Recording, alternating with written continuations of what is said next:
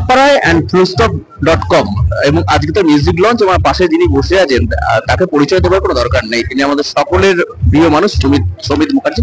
সমিতা, রাপ্পারায় মানুষের মনে মনে আছে এবং যারা স্কুল গোয়িং বা কলেজ গোয়িং, এরকম একটা যে চরিত্র হয় না, যেটা যে তাকে রূপ দেয়া, যেটা মানুষের ইতিমধ্যে ভেবে রেখেছে, তার গান বা ব্যাকগ্রাউন্ড স্কোর সবটাই আপনার করা। কতগুলো গান আছে, ব্যাকগ্রাউন্ড স্কোর সবটাই যদি মিলিয়ে একটু বলেন।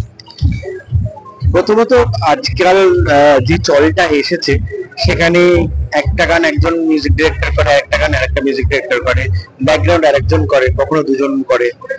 যে যার মানে আমার কাছে এটা মনে হয় কিরকম জানো তো, মানে এক একটা ছবির সিন এক একজন ডিরেক্ট করছে, তাই একটাই ডিরেক্টর তো ছবির একটা দায়িত্ব নেয়, সেরকম অডিওরও একজনই দায়িত্ব নেওয়ার কথা। আগে তাই হতো, যে কোনো বড় ছবির সেটা এখনো তাই হয় বম্বেতে।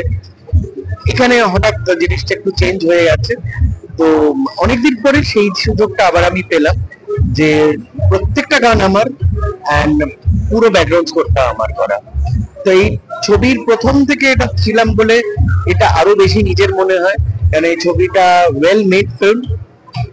সেখানে ব্যাকগ্রাউন্ড স্কোর করতে অনেক কিছু চ্যালেঞ্জিং ব্যাপার ছিল, কারণ কি এই জনারের ব্যাকগ্রাউন্ড স্কোর বাংলা ছবিতে আগে হয়নি, কারণ কি এই সাবজেক্টটাই হয়নি। একটা হচ্ছে তো এটা একটা কমিক্যাল ক্যারেক্টার, কিন্তু এটার সেলুলয়েড ভার্সনটা ভেরি ন্যাচারাল এন্ড নর্মাল, যেখানে একটা রক্ত মাংসের মানুষকে দেখা যায়, আর সেখানে তার জার্নিটা ভীষণ আজকের দিনে যা ঘটছে সেটাকে নিয়ে। তো সেখানে একটা রিয়েলিজম আছে, তো সেখানে সেই রিয়েলিজমের কানেক্টটা ব্যাকগ্রাউন্ড করে যেরকম করতে হয়েছে, তেমনি তার স্টাইলটা, তার যে ছবির যে অ্যাগ্রেশনটা, ছবির যে গ্রাফটা বাড়ছে, সেটার সঙ্গে ব্যাকগ্রাউন্ড স্কোরটা সেরকম ভাবে বাইরেছে। তো সেই জনরাটা একদম ওই জেমস বন্ড ঘরানার জনরা। আমি যদি ছোট ভাষায় বলি, সংক্ষেপে বলি, অ্যাকচুয়ালি মিক্সচার অফ অনেক কিছু, কিন্তু জেমস বন্ডের বা স্পাইডারম্যান এরকম একটা ঘরানার, যেরকম মিউজিক হলিউডে হয় ওইরকম ঘরানার। তো সেইটা একটা ব্যাপার। তার টাইটেল সংটাও ওইরকম একটা ম্যাগনাম একটা গান, যেটা আজকের প্রকাশিত হয়নি এখনো। সেটা ওইরকম ওই জেমস বন্ড, স্পাইডারম্যান ওই ঘরানার, কিন্তু এখানে আমাদের বাংলা কথা আছে, বাংলা লিরিক্স আছে, এন্ড তার মধ্যে টেকনো, অর্কেস্ট্রাল এন্ড রক সবটা একটা মিশ্রিত একটা জনরা, যেটা একটা ভীষণ অভিনব জিনিস আমার মনে হয় বাংলার শ্রোতারা, গানের শ্রোতা বা ছবির দর্শকরা পেতে চলেছে। আর বাকি গানগুলো definitely has its own colour. প্রেমের গান, একটা মিষ্টি রোমান্টিক সং যেটা দেখা হয়েছে, সেটা একটা ফ্রেশ রোমান্টিক সং। ঠিক আগে 2010, 11, 12, 13-তে যেরকম গান করতাম সেরকম না, অন্যরকম। সময় পাল্টে গেছে, মানুষের টেস্ট পাল্টে গেছে, সেটাকে মাথায় রেখেই করা হয়েছে।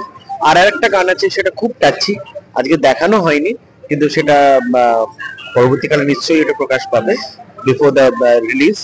সেটাও ভীষণ একটা গান, টাচি গান, যেটা আমার মনে হয় সারা জীবন মানুষের সঙ্গে থাকবে। মাকে নিয়ে, মাকে কেন্দ্র করে গান, তো সেটা সেরকম থাকার মতন গান। মোট কটা গান আছে? 3টে গান, 4টে গান করা হয়েছিল। 4র্থ নম্বর গানটা রাপ্পারের সিকুয়েলের সেকেন্ড সিকুয়েলে হয়তো থাকবে, কারণ কি এটাতে অ্যাকোমোডেট করা যায়নি আলটিমেটলি একটা সময়ের ইয়েতে। তো সেটা ডিরেক্টর সাহেব বেটার বলতে পারবেন, কিন্তু সেটাই আমি জানি যতক্ষণ, সেই গানটা সেকেন্ড সিকুয়েলে থাকবে। আর এটা এখানে 3টে গান প্রপারলি আছে, ভার্সনস তার অনেকগুলো আছে, কিন্তু 3টে মূল গান আছে আর ব্যাকগ্রাউন্ড স্কোরটা আছে। একটা কথা বোঝা যাচ্ছে যে ওয়েস্টার্ন গানকে পুরো বাঙালিয়ানা ভাবে এখানে প্রেজেন্ট করা হয়েছে, আর ওয়েস্টার্নের ক্লাসিক ওয়েস্টার্ন ইরাটাকে নিয়ে আসা হয়েছে, একদম টেক্সান সময়ের যে ইরাটা, সেটাকে নিয়ে আসা হয়েছে।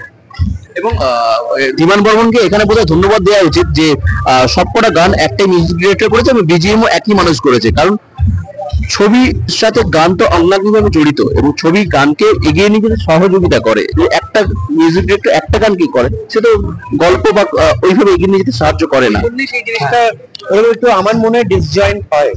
সে একটা গান করে চলে যায়, সেই গানটাকে প্রচার করা হয় জোর জবরদস্তি, সেটা মানুষের ছবির সঙ্গে লেগে থাকার সম্ভাবনাটা কম হয়, হয় না সবসময় আমি বলছি না, অনেক ক্ষেত্রে হয়, আমিও করেছি আগে, সেটা হয়েছে, কিন্তু এটাই হচ্ছে classical way of making a movie আমার মনে হয়। থ্যাংক ইউ সুমিত দা, আমরা 21 তারিখের জন্য তো ওয়েট করে থাকবো। 21শে নভেম্বর ছবি মুক্তি পেতে রয়েছে। অনেক অনেক ধন্যবাদ, এবং নিশ্চয়ই এই গান বাংলা ছবির জগতে সমিত মুখার্জিকে যে একদম নতুন করে তো চেনানোর নেই, মানে গান দিয়ে ছবির আমার মনে হয় নতুন করে আবার সুমিত মুখার্জিকে চেনার জায়গা আসছে এই ছবির দ্বারা। নতুন সুমিত মুখার্জি, একদম। থ্যাংক ইউ সুমিত দা, থ্যাংক ইউ সো মাচ।